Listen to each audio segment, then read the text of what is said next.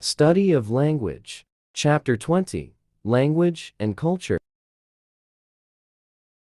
Sociolinguistic variation is often attributed to cultural differences, with certain language features being associated with specific cultures, such as African American, European, or Japanese culture. This approach to studying language originates from anthropologists who have used language as a way to understand culture more broadly. In other words, language is seen as a reflection of a group's culture, and studying language can provide insights into a culture's values, beliefs, and practices. Culture. Culture as socially acquired knowledge that we learn through our social groups, often without conscious awareness. Language plays a crucial role in shaping our cultural knowledge, providing a system to categorize the world and our experiences. As we acquire language, we learn to recognize and distinguish between different concepts, such as dog and horse. The words we learn influence our conceptual system, and vice versa. The example of Pacific native cultures not having words for horse because they didn't exist in their environment illustrates how language and culture are intertwined. Our understanding of the world is shaped by the words and concepts we learn through our culture. Categories. Language influences our perception of reality through categorization. We use words as labels for categories, grouping things with shared features.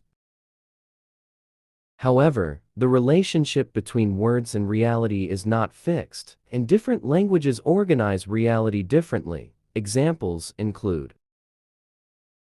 some languages have multiple words for rain or coconut, while others have only one or two. The Dani people of New Guinea only have words for black and white, despite being able to see the full color spectrum. Inuit and English languages have more color terms, with English having the most.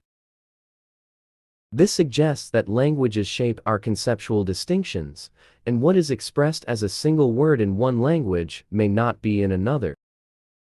Technology and cultural factors may also influence the number of color terms in a language. Kinship terms. Languages differ in their kinship terms, which are words used to refer to family members. While all languages have kinship terms, they categorize family members differently. For example, some languages use the same word for father and father's brother, while others use separate words. Mopan Maya also distinguishes between older brother and parents' younger brother, and parents' older brother and grandfather, showing the importance of age in their culture. Norwegian has separate words for male parent's mother and female parent's mother, while English uses grandmother for both. 2. Time concepts. Language influences our conceptualization of time. In English, we have words like week and weekend that reflect a cultural understanding of time as divided into measurable units. This allows us to think of time in amounts, similar to physical objects. In contrast, the Hopi language traditionally lacked equivalent terms for time units like hours, minutes, and weeks, suggesting a different cultural understanding of time.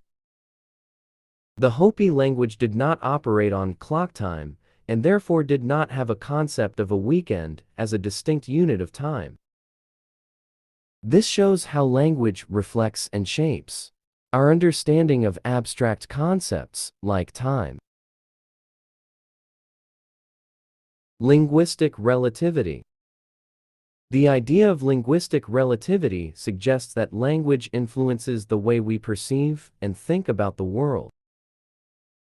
The weak version of this idea proposes that language shapes our habitual thoughts and categories, while the stronger version, linguistic determinism, argues that language determines thought and limits us to thinking only in the categories provided by our language. The example of Eskimos having multiple words for snow and therefore seeing it as multiple things, while English speakers see it as one thing, is used to illustrate this idea.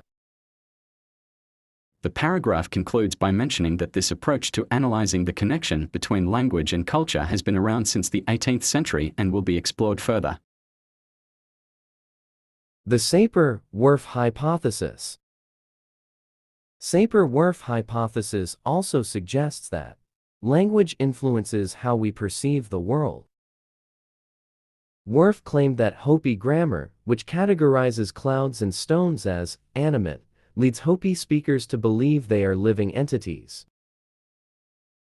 However, critics argue that this perspective confuses linguistic classification with biological classification.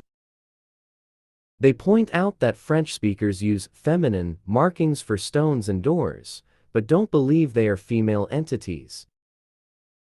Similarly, Hopi speakers may categorize stones as animate linguistically, but still recognize they are not living biologically. Snow. We discusses the relationship between language and thought, specifically in regards to the Inuit language and snow. This argues that the Inuit have only two basic words for snow, but can create many expressions for different, snow-related phenomena. Language does not control vision or thought, but rather humans think about experiences and determine what to express. English speakers can create expressions for different types of snow, even if they are not lexicalized as single words. Languages reflect the concerns of their speakers, and speakers can manipulate language to express their perceptions. The fact that language can change and adapt to new entities, such as a computer, suggests that thought and perception are not determined by language. This argues against the idea of linguistic determinism, instead suggests that humans have the ability to manipulate and be creative with language to express their thoughts and perceptions. Cognitive categories. Language structure can provide clues about how people think and categorize the world. It highlights two examples. In Hopi, clouds are categorized as animate, which may reflect a traditional belief system or way of thinking that is unique to their culture. In Yagua, a language spoken in Peru, animate entities include the moon, rocks, pineapples, and people, which suggests that these entities are considered valued objects with special importance in life, rather than just being alive. Language can reveal cultural interpretations and categorizations that may differ from those of other languages and cultures, and that analyzing language structure can provide insights into how people think and understand the world. Classifiers. Classifier are grammatical markers that indicate type or class of a noun. Languages use grammatical markers called classifiers to categorize nouns into different types or classes. Examples from various languages, such as Swahili, Diarbal, and Japanese, illustrate how classifiers indicate the conceptual category of a noun, such as human, non-human, artifact, or shape. Classifiers are often used with numbers to specify the type of thing being counted. In English, a similar function is achieved through the use of unit of expressions, such as item of or piece of, to distinguish between countable and non-countable nouns. The existence of non-countable entities in English suggests a cognitive categorization underlying the expression of quantity.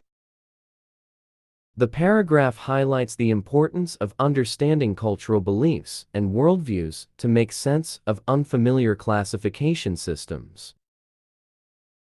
Social categories. Words like uncle and grandmother represent social categories which are used to describe relationships and connections between people. While these words have technical definitions, they are often used more broadly to include people outside of those definitions, such as close friends, Similarly, words like brother are used in some groups to refer to non-family members. These words serve as a means of social categorization, allowing us to identify individuals as members of a particular social group based on their relationships and connections. This highlights how language is used to create and reinforce social bonds and group identities. Address terms. How language is used to create social connections and establish relationships. Address terms such as brother or sir can be used to claim closeness or distance, and pronouns like tu and vous in French or du and sie in German can indicate social closeness or distance. The use of titles and last names can also indicate power dynamics and social status. Language has traditionally been used to categorize women based on their marital status, with address terms like Mrs. or Miss implying a relationship to a man. The use of Miss is seen as a way for women to indicate that their social categorization is not based on their marital status. Gender.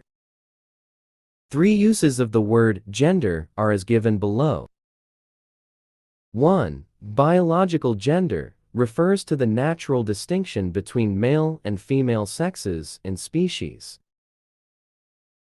2. Grammatical gender, a linguistic distinction used to classify nouns as masculine or feminine in languages like Spanish. 3. Social gender, a cultural distinction used to classify individuals as men or women based on their social roles, which is learned through cultural norms and expectations. Social gender is not solely determined by biology and involves learning cultural norms, behaviors, and language use associated with being a boy or girl, man or woman. This learning process shapes our understanding of gendered roles and expectations, which can be complex and influenced by historical and social factors. Gendered words. Language use can vary based on gender, providing examples from different languages and cultures. 1. Gender-specific words. In some languages, men and women use different words for the same thing, like milk in Sidamo. 2. Gendered terms. Pairs like hero-heroine and actor-actress imply that the male term is the norm, and the female term is a special addition. 3. Gendered language use. In American English, masculine forms are often used as the default, but alternative forms that include both genders or avoid gendered usage are becoming more common. Social variation. Within social classes, there is variation in language use based on gender, with women more likely to use higher prestige forms. Explanations. The differences in language use between men and women may be due to socialization, with women being more aware of social status and men being encouraged to be strong and tough. Language use can reflect and reinforce gender roles and social norms. Gendered speech. The physical differences in vocal anatomy between men and women affect the pitch range of their voices. Specifically, men have longer vocal tracts, larger larynxes, and thicker vocal folds, while the women have shorter vocal tracts, smaller larynxes, and thinner vocal folds.